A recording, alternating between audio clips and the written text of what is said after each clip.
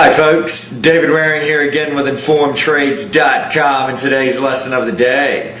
In our last lesson we continued our discussion on what moves the Forex market with a look at something which is known as the balance of payments.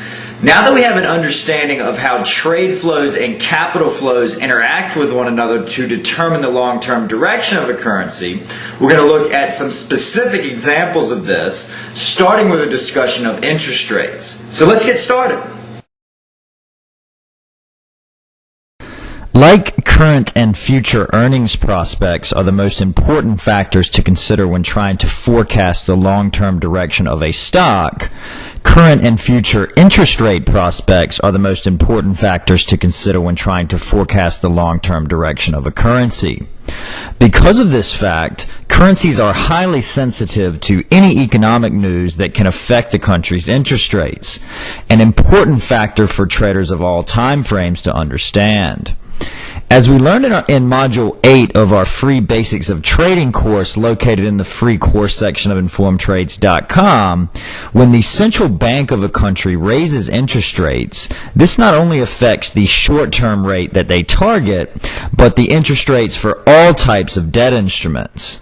If the central bank of a country raises interest rates, then debt instruments of all types are going to become more attractive to investors, all else being equal. This not only means that foreign investors are more likely to invest in the debt of that country, but also that domestic investors are less likely to look outside the country for higher yield, creating more demand for the debt of that country and driving the value of the currency up, all else being equal. Conversely, when a central bank lowers interest rates, then interest rates on all types of debt instruments for that country are going to be less attractive to investors, all else being equal. This not only means that both foreign and domestic investors are less likely to invest in the debt of that country, but that they are also more likely to pull money out to seek higher returns in other countries, creating less demand for and a greater market supply of that currency and driving its value down, all else being equal. Once this is understood, it is next important to understand that foreign investors are exposed not only to the potential profit or loss from interest rate changes on the debt instrument they are investing in, but also to profits and losses which result from fluctuations in the value of that country's currency while they're invested there.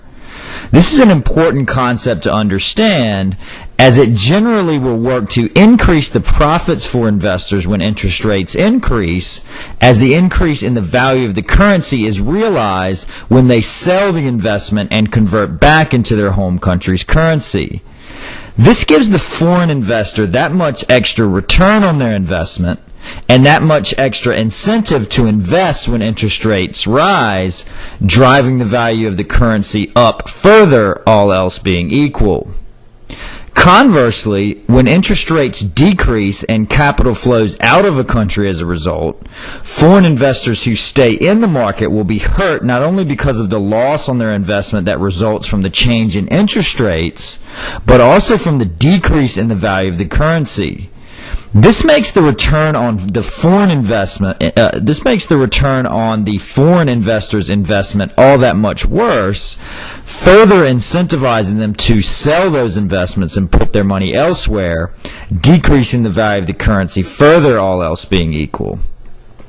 That's our lesson for today.